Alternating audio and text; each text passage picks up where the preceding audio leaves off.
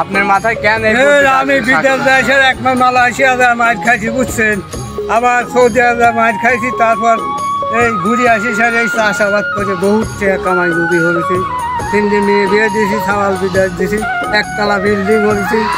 আর আমার ক্যাশে সবসময় 2-4 লাখ টাকা আমার কাছে থাকে বুঝছেন। গরিব মানসিক দান ধরি।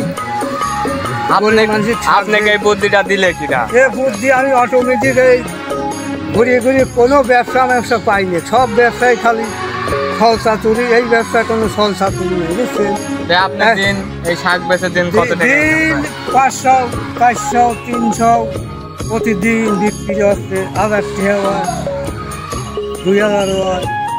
আপনি এই শাকের দাম 600 টাকা। এই চাষ কতদিন ধরে শুরু করছেন? আজকে কয়েক বছর ধরে চাষাবাদ করতেছি, বিদেশ মাছটা খাইয়ে এখন আল্লাহ ভালোই চলা। এখন আমি কেমনি বেশি আবাদ করবো বুঝতে।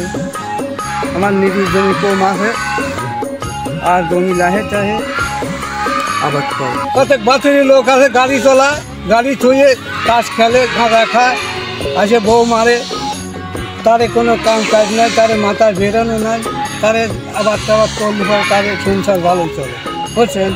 যারা কাম হরে গাঁদা খায় উড়িয়ে দেয়, কাজ খেলে উড়িয়ে দেয়, তারা কোনো পায়নি যায়।